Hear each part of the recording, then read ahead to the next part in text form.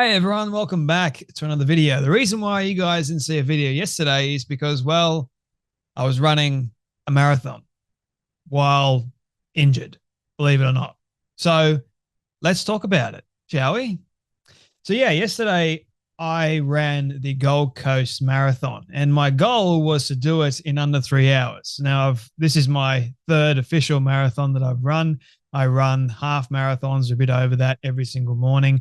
At least that was until I got injured a couple of weeks ago. So I was running quite consistently for months on end at a really fast pace of a 350 to 357 most days, doing 24 kilometers, and mixing that up with a really intense workout. So, yes, for those of you that are wondering, I am rather fit and healthy, and I felt incredible.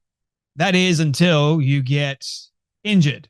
The kind of injury that I got is what they call ITB, or iliotibial band syndrome, which is not a joke at all. So you have this band that runs from the top of your hip all the way down to your knee.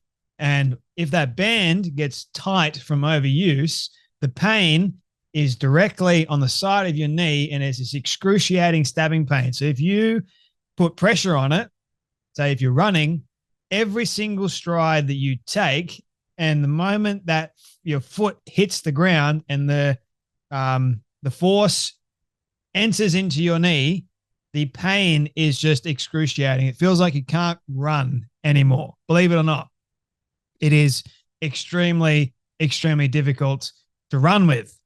And I got that 3 weeks before I'm about to run the Gold Coast Marathon. And I'm going, oh dear, this is not good. And I went into a little bit of a panic mode because I'm thinking to myself, I'm not going to be able to achieve my goal of running sub 3 hour. I've spent all this time, money, energy, resources, blood, sweat, and tears, the hard yards, the whole nine, everything. You put so much effort into trying to achieve one goal, then you have an injury that almost is a bit of a setback. So I ended up getting a scan done and spending more money, and the Queensland hospital system is absolutely shocking. Let me just say that needs to be fixed. But anyway, spent more money trying to work out what the hell was going on, found out what it was.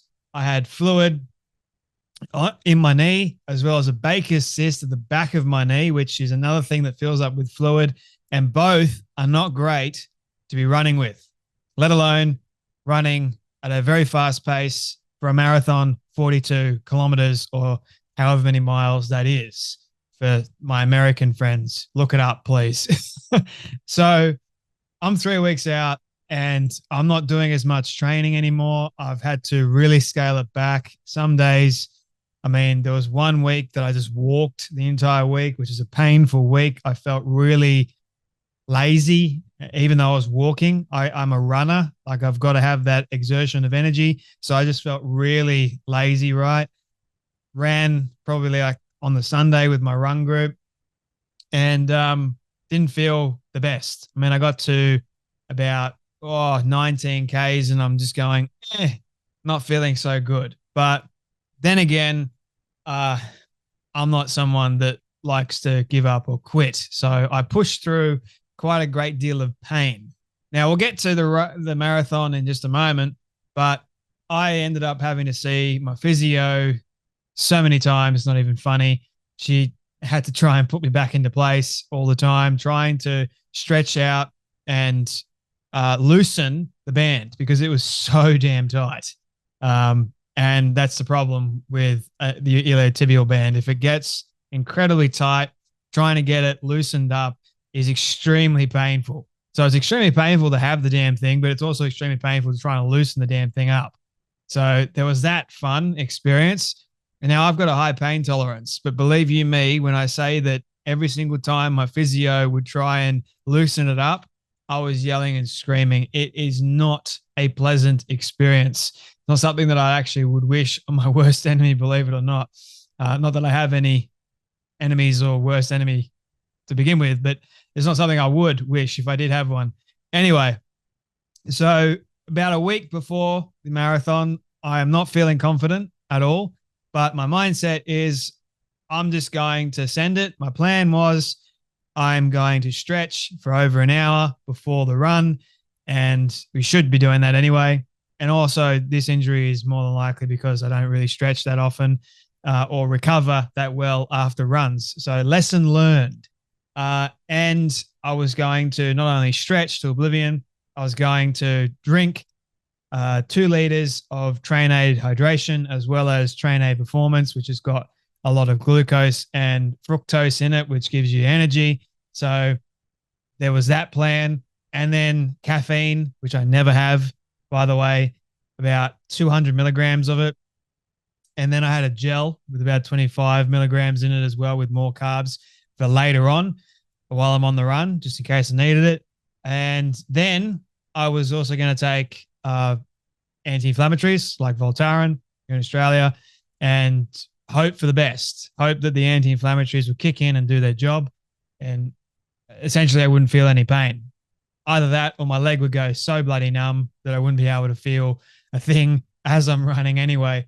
So that was really the plan. And lo and behold, did it work? You'll find out in just a moment. So anyway, the day or yes, the weekend arrives. I travel down there, get into my hotel and go for a quick, 4K, 5K run around to check out the actual location. See, I'm trying to loosen the body up a little bit. They call it a shakeout jog just before the official event. So I'm jogging and my knee's not feeling the best at all. Like I'm thinking to myself, well, this is not great because if my knee's not feeling good the day before the official marathon, I don't think it's going to be going too well the day of. But anyway, everyone's going, the hypes are going to be there.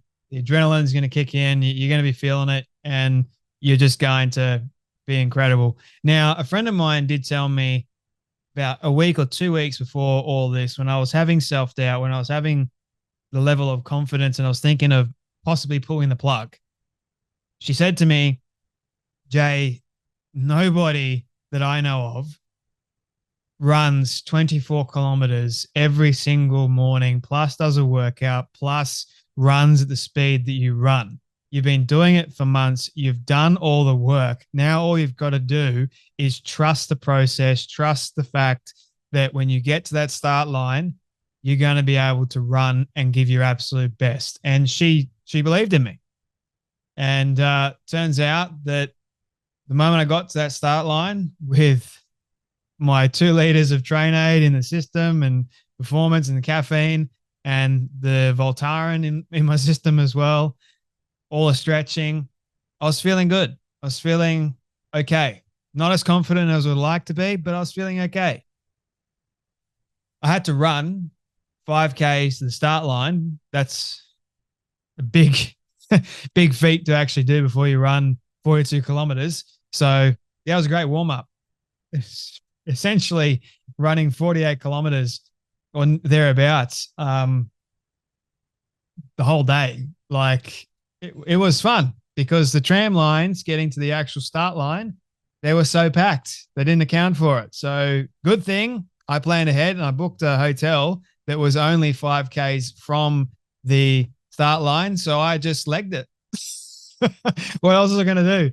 And the moment I got there, everything was just amazing. Like the whole atmosphere, everything was just something else entirely. Like it was completely different to the Sydney Marathon, which I did last year in 33-degree heat and people were collapsing, which I'll get into some pretty cool stories in just a moment while I was on the course. But anyway, start gun goes off. We're away. The first couple of kilometers, I'm feeling absolutely incredible. I'm doing my usual 350 pace, which is relatively fast, and I'm keeping up with some of the elites. I'm quite happy with what's going on in that department. Come to the 10K mark, still feeling pretty good. I'm doing a great pace that I'm comfortable with, and then about the 19K mark, I feel pain shoot up into my knee, and I'm going, oh no, this is not going to be good. And I had to slow down a little bit because I was worried that if I go at the same speed that I was going, then it wasn't going to end up good for me. I probably wasn't going to finish. And then I also had the thought of, is this it? Is this the moment that I stop? Another friend of mine, or not friend, but more someone that I know who's a brilliant runner. She's actually an elite runner. She runs marathons in a really, really fast time. She's a speed demon, right? She has the same condition as me. She had to pull out at 11 Ks because it was just too painful and she didn't want to do anything more. And I I was like, I don't want to quit. I'm not a quitter. I don't give up. I don't give in. I'm going to finish because I started this damn thing. And I don't care if I have to crawl my way to the finish line, but by hell or by crook, I am going to finish this damn race. If I'm limping, whatever it takes. And that was my mindset for the rest of the run. So by 21 to 22 Ks, the pain starts to subside. A couple runners actually saw me limping when I'm running, trying to maintain the pace that I was trying to maintain. So I went from a 350, 357 pace to about a 402, 403 pace. And I was quite comfortable sitting there for quite some time. And some of the elite runners are running past me and patting me on the back, telling me, keep going, you're doing great, don't give up. So I listened to them. There was people that were on the side. Some of them were bleeding profusely just from the nose. Blood was just pouring out of their nostrils and they were spitting it out. It was just a nasty sight because I think he pushed himself a little bit too much. The weather conditions were just perfect. It was 12 degrees Celsius, so it was not too cold, not too hot, but it did heat up fairly quickly. So it started at 6:15. By the time it hit about 7:15, you start to feel the heat, and the sun was harsh, right? But you had a lot of shade for the majority of the run because of all of the Gold Coast sky rises and everything like that. It pretty much covered the course. So you didn't get much sun on your face or even on your body as you're running, which is a great thing. So you're seeing a lot of people as I'm running past them that just were pushing themselves to the extreme, to the max, and a lot of them were collapsing. Now, they say that the real marathon begins at 30 kilometers, which is where you hit the wall, right? Where your entire body just wants to completely shut down. And that's where it becomes the mind over the body scenario. For me, because I had the injury, as well as I've got this wall that I'm hitting quite early on. I hit it at about 28, 29 kilometers just before the 30 mark. And I'm going, oh, this is going to be really interesting. How am I going to get to the finish line when my legs are feeling like jelly? Is my knee going to hold up? Just kept going. Kept saying to myself, you've got this. You've come this far. I'll be damned if I quit right now. I'm not going to quit at the 30-kilometer mark. No way in hell. I've got 12 kilometers to go. Let's do this. You've done all that you possibly can. So for the rest of the 12 kilometers, I just did my best. I sprinted as far as I possibly could and didn't stop. Just kept on running. And yeah, I ended up passing quite a few people, and then quite a few people ended up passing me. There was a couple of elites that ran in front of me, and my goodness, they either pissed themselves or they crapped themselves because the smell that was coming from them was not good at all. So I had to move aside so that I couldn't like smell what was coming from them because, oh my goodness, it was just, otherwise I was going to be sick. I'm not joking.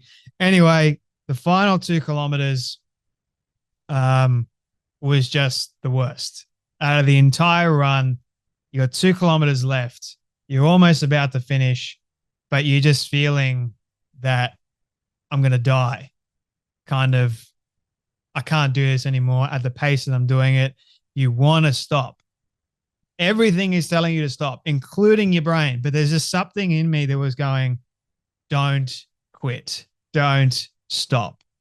So I didn't, because if you tell yourself you can't, you won't. If you tell yourself you can, You will.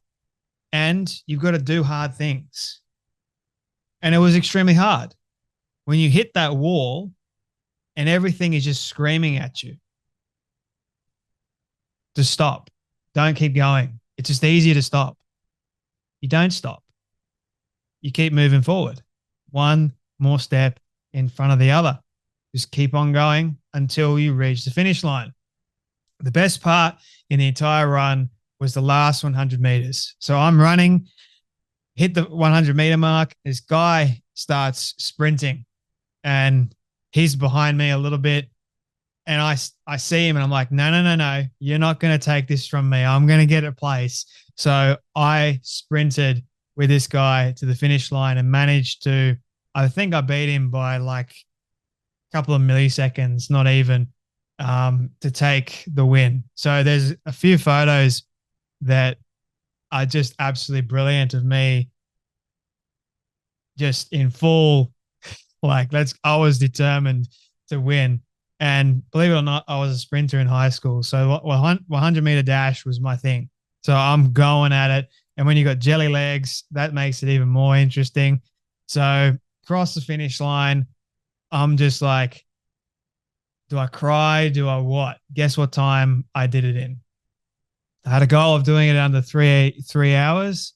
I did it officially in 2 hours and 57 minutes and 5 seconds. And then my Strava says 2 hours and 52 minutes.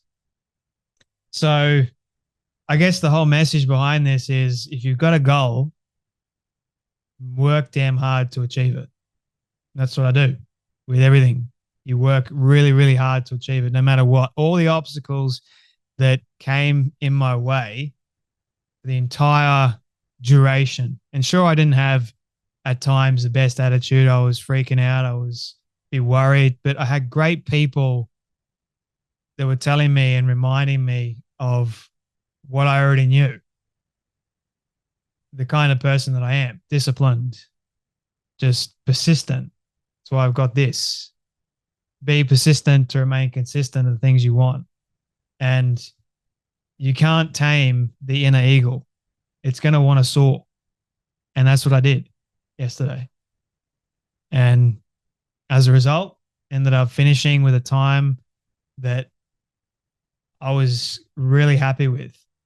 And now it's just, if I can do that injured, officially injured, what can I do when I'm healthy, when I'm feeling fit and I've got more training under my belt? You know, there's so many things like the what if scenario. But the point is, I didn't want to leave anything else out there. I gave my absolute all yesterday.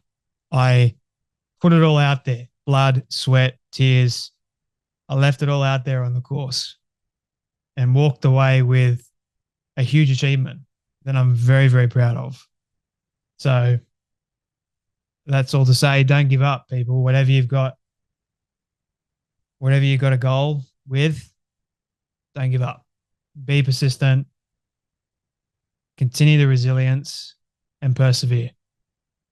Persistently practice prayer with patience and perseverance, and you will be okay.